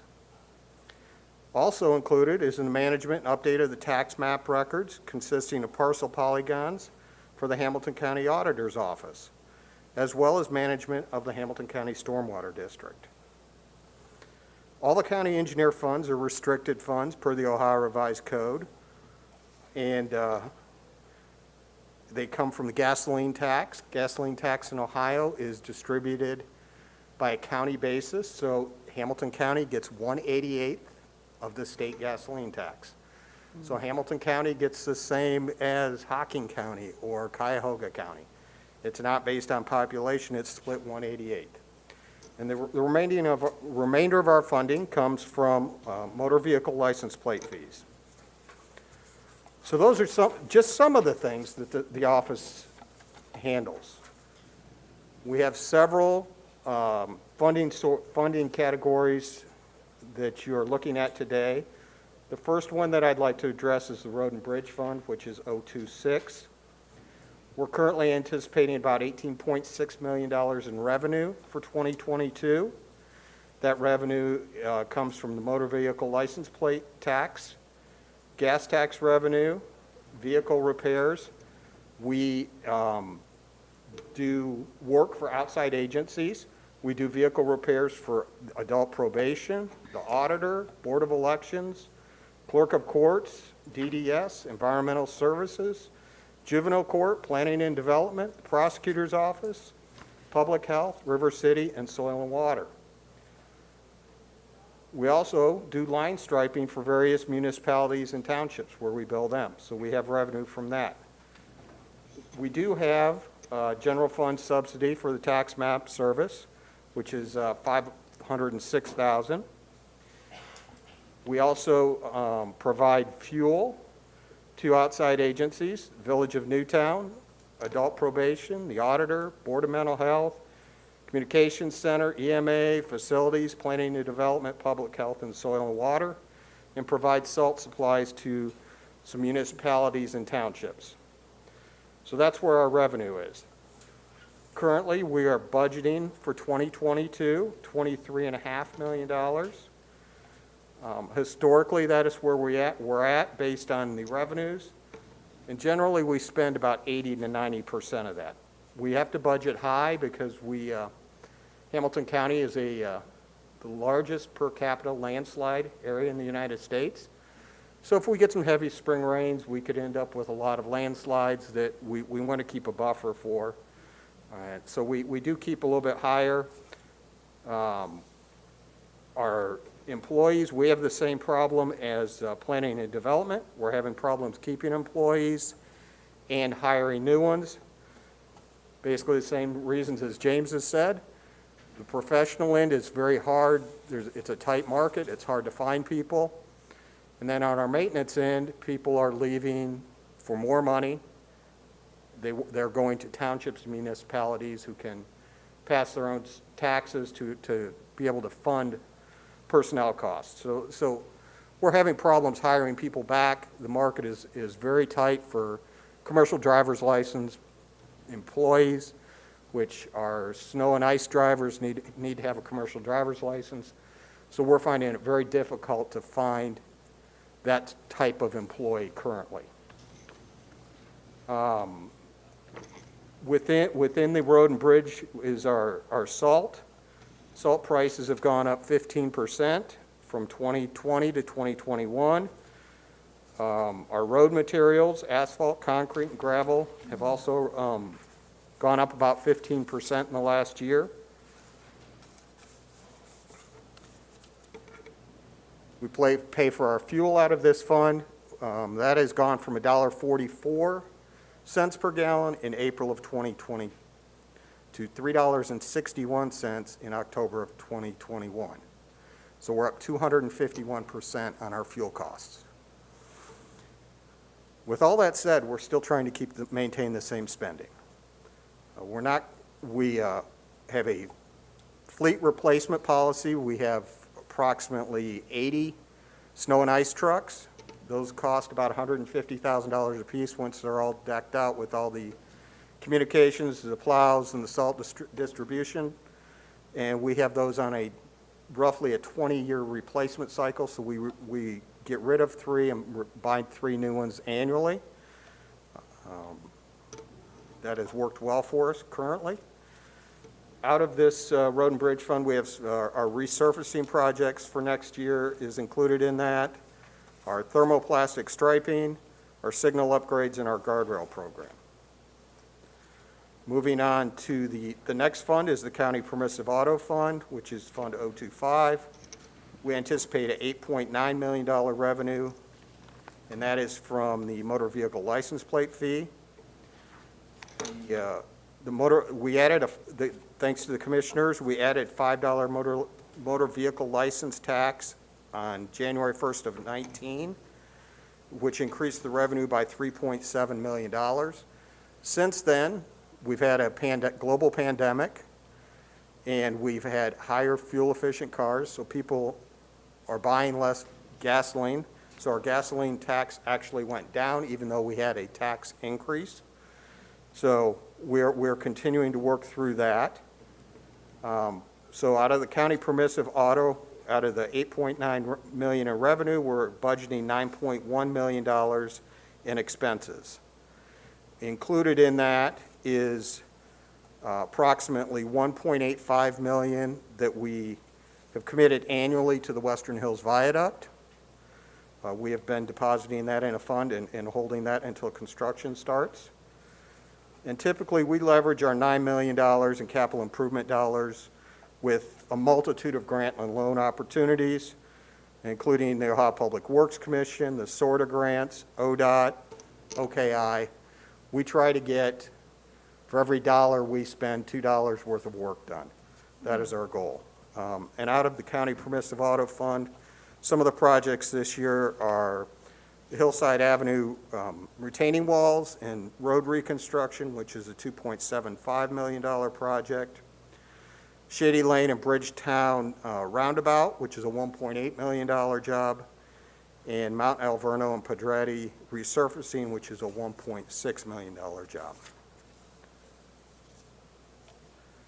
Moving on to the Municipal Permissive Auto Fund, we're anticipating $2.3 million in revenue and budgeting $2.1 million in expenses.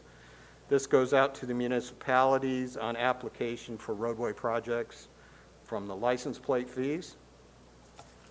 I believe the other fund in there is we have one for the cross-county bond money. We don't anticipate expending any money out of that. That balance will remain. And we have Fund 057, which is the stormwater fund. I'd be glad to let Todd Long discuss that. He administers that program. Todd. Thank you, Commissioners. The Stormwater Fund is actually a collaboration of services, as you may have seen over the years. I do tend to bring items to the board, generally with partnership opportunities with agencies such as the Soil and Water Conservation District, the General Health District, the Planning and Development Department, and the Engineer's Office. We're all collaborators to try and provide services to each of those communities for stormwater quality services each year that are commensurate with the National Pollutant Discharge Elimination System permitting. So it's a water quality feature. We do generate revenues in that from each of the communities that we provide services to.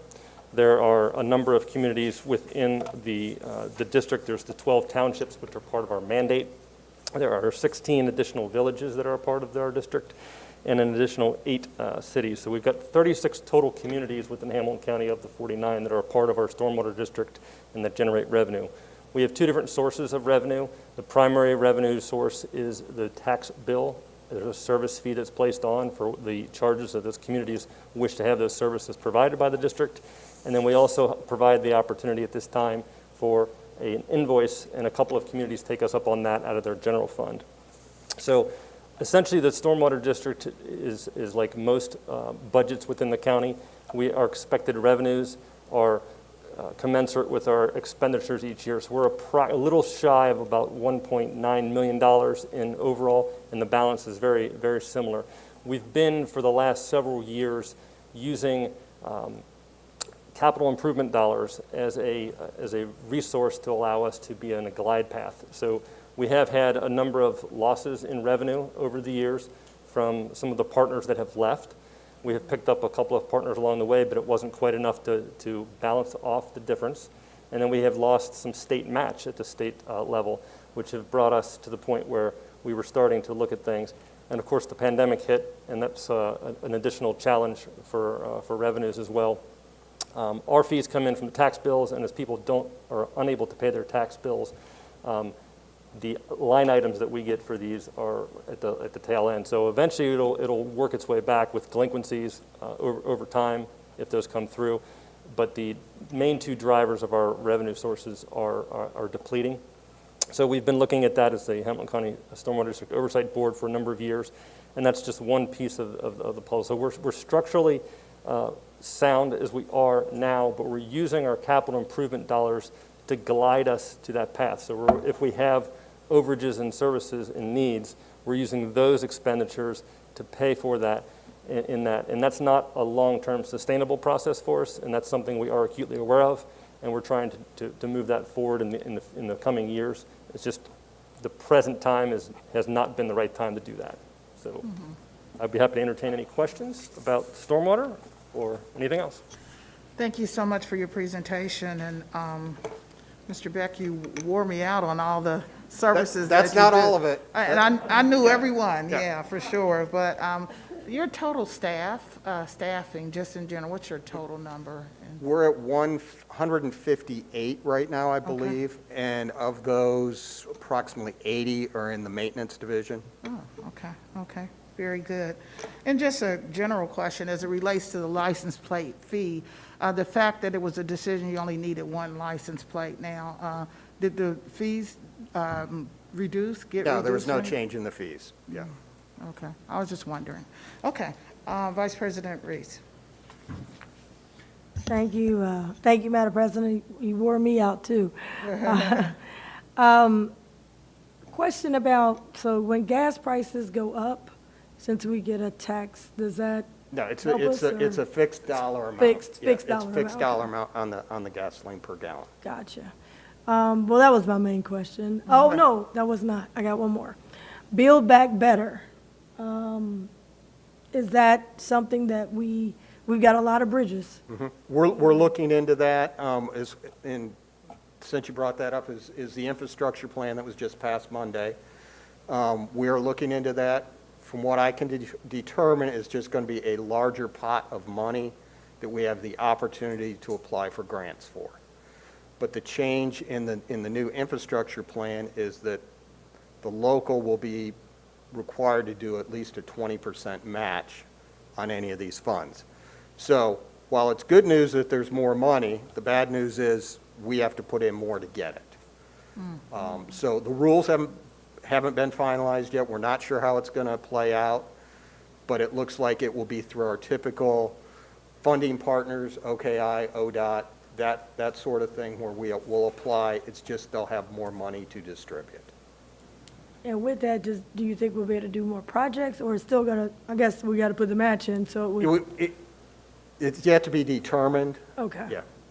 Going along with some of the, when you apply for some of these funds, it makes more, it's more restrictive in how you can use it, certain rules you have to follow, EPA regulations, a lot more steps that can end up costing the project more than if we were to fund it with local or Ohio Public Works funds. But we will definitely investigate all of that. Thank you. Thank you, Commissioner Dreehouse. Thank you. Eric, I found it to be riveting and don't know why you don't have a PowerPoint. I mean, Well, you I know, I should have. I'm just kidding. Yeah, because everybody else has had a PowerPoint today.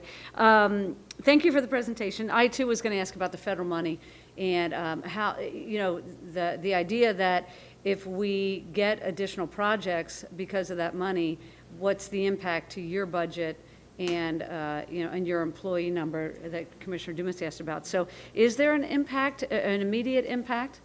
I don't believe there's an immediate impact. We're going to continue to look at it, and I'm getting information as it comes out. Obviously, it just passed yesterday, so was it a 1,200-page document? I have not been able to Come on, Eric. go through it yet. I'm All sorry. right, all right, we're going to accept that, all right.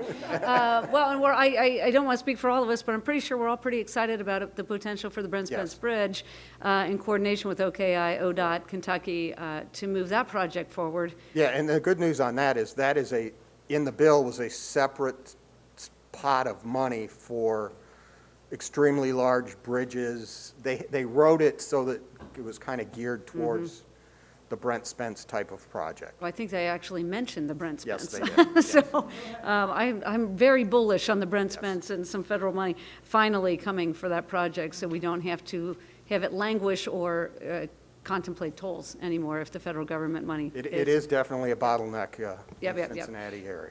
Thank you. And I know there are other bridges and that need repair throughout the county. We were talking the other day about the numbers, and it's fairly high, like 70 Yes, bridges. we've got, I believe it's 70 functionally obsolete bridges out of our 423. So, those are, we're programming those to get replaced. We have 10 that are structurally deficient, one of which is the Western Hills Viaduct. All 10 of those are programmed to be replaced in the next 3 years. So we are moving to replace the worst first. Right. Yeah, and it's so refreshing to not have to talk about the Western Hills Viaduct Yes. in this context, because Yes. we finally have the funding in place for that.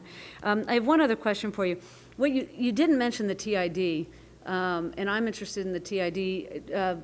Commissioners, I think probably before either one of you were here, we allocated some money out of our budget for the TID. I think it was $1 million. Correct. And some of those dollars, I don't know what the balance is, but some of those dollars were used as last money in for a bike trail project out on the east side. It was a connector. I can't remember which bike trails were being connected. But I'm wondering, first of all, what's the balance there, if you know it? And then, are there other opportunities, related to other kinds of infrastructure? The bike trail issue has been one that I think is getting a lot of attention and energy right now, especially during COVID, as Yes. people got out. And people have started to recognize the benefit of bike trails related to livability and economic development, and businesses are popping up along trails and trailheads and all that kind of stuff. And so, are you familiar with any upcoming opportunities related to bike trails, and what is the balance in the TID fund? Lisa, Uh-oh, do you know the yeah. balance? 670,000. Okay, Right. The bike trail was the Kellogg-Salem connection down there along the river, which has been completed and open now. So I am not aware of any others that are continuing to move, but the TID is working on that. The county engineer can't use the restricted funds to build bike paths, but we can definitely include them, at least the grading work and that sort of thing, on a roadway project if they're compatible. right. So we will continue to work with that. I would love to sit down and work with the board on some potential funds to the TID, which has different spending abilities and contracting abilities that we could look at some potential projects. So can I ask you to elaborate on that? Now's the time. Now's the time. I mean, I mean- obviously, the TID functions separately from the county engineer's office. It is a unique contract. It can go out and do handpick consultants to do design and administer contracts outside of the way a government agency could. So there are certain ways that it could work that, and be able to partner with some communities, if we have some communities that are interested, that we can partner with them and get these projects moving forward. So, if there's a municipality that's looking at a bike trail, we can definitely look at that and see how we can make that work. But the county engineer can't use restricted funds to put into the TID for those projects. Okay. And maybe we can put it on our future agenda also to be more Sure. specific. And were you getting ready to say? Okay. Can I just follow up? Just Sure, quick? uh-huh. So could you provide us then with something to follow up about, if there are projects out there, because if we were to wait for another cycle, that's a year delay there. So just curious if you could do a little digging to Sure. see We have a if we there have is a- some potential out We there. have a TID meeting next Monday. Okay. And I will do research before then to make That's sure we perfect. have something to discuss at that point. Thank you. Appreciate it. And Jack Flume is still the head of the? Jack Flume is still the chair, yes. Okay, yeah. Yes. He's from our office, so it'll be great. I know. Okay, yes. But I just wanted to say to you, I sympathize about not having a PowerPoint.